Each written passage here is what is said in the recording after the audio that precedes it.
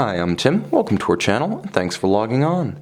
If you like your divers fully loaded, have I got a chronometric confection for you.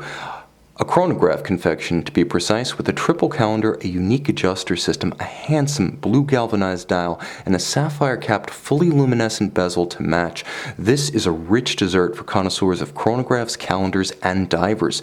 It's the Blancpain 50 Fathoms Chrono Flyback Quantieme Complete Calendar, reference 5066 in stainless steel. You can see this 2010 Basel World debut and purchase it on our website.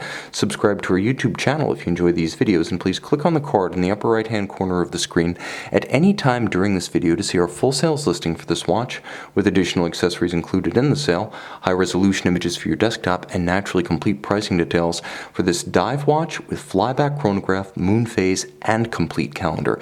Now there's a lot going on here, but let me first point out that if you can wear the standard 50 fathoms, the reference 5015, you can wear this comfortably. My wrist is 16 centimeters in circumference, and as you can see, though 45 millimeters across the round of the case, not inclusive of the crown, the watch sits evenly and easily on a 6 1/3 inch wrist. So let's say you have a wrist that's 15 centimeters in circumference, you're still going to be able to wear this watch. I believe down to that size you can wear this one with security and an appearance of handsome proportion. Now it's thick, but it's going to be thick on any wrist. The watch is 17.4 millimeters in girth because of the sheer amount of complication packed into it, but from lug to lug it's fairly constrained. 50.6 is much shorter across the wrist than you would expect for a true 45 millimeter case. 50 across the wrist is more like a 40 or a 41 round watch, so the ergonomics of this thing are dialed. Now the strap is very impressive. It's what's known as a sailcloth textile, so a tough textile on top with a monotone stitch, a very supple rubber underlay, so what touches the skin is much softer than the textile itself. It also helps to isolate the textile from the moisture, the oils, the heat and grit of the wrist for long wearing durability. Not every Blancpain 50 Fathoms reference features a full deployant clasp, but this one features an outstanding example. You can see all of high polish inside with a double fold architecture, so it doesn't have the one big up and over fold. Looking at you, IWC, that can sometimes pinch a wrist if the wrist is small. So if you're like me and you've got a smaller wrist, this is very comfortable. You'll also note how the swing arm acts as a spring for the twin trigger release, so there's no clamshell here, no clumsy clamshell, no friction fit that can pop open. You must positively depress both triggers to pop open this buckle. A substantial buckle for a substantial watch. You can also see substantial lugs. The strap is anchored with screws, so this is not a watch that's given to the vulnerabilities of spring bars. Though generally reliable, spring bars are not as effective as screws and bars at retaining a strap to a watch, especially when the watch is very heavy, as this one most assuredly is. But maybe substantial is a better word to describe it. It doesn't feel heavy, and it's anything but a chore to wear. The mass is beautifully polished.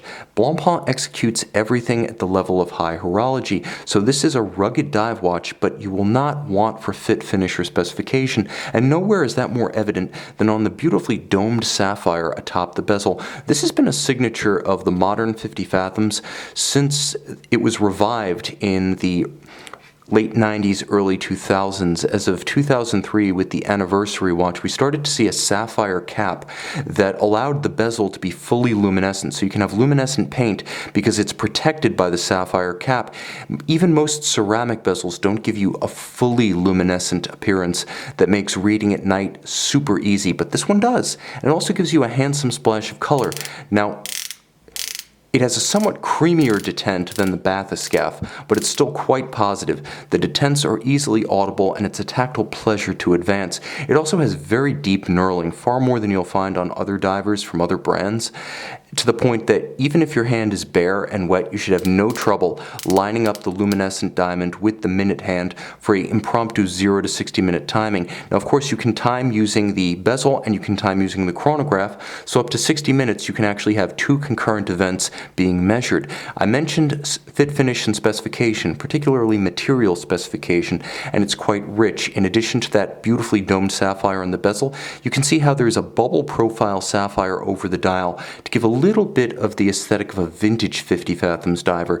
And on the dial itself, all of the indices, Arabic numeral 12 and the hands, are of white gold to ensure corrosion and tarnish resistance in perpetuity. The dial itself is beautifully guilloche cut with a sunray undulation pattern emanating out from the cannon pinion at center, and then there is a plainly finished base to the hour track, all of it with a beautiful translucent blue galvanized finish.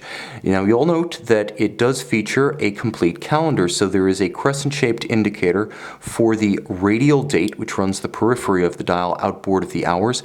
There is a day, there is a month aperture indicator, and then there is a little hidden, let me show you, there's a little hidden indicator at 6 o'clock with a vintage evocative Man in the Moon style moon phase. Handsome and quirky.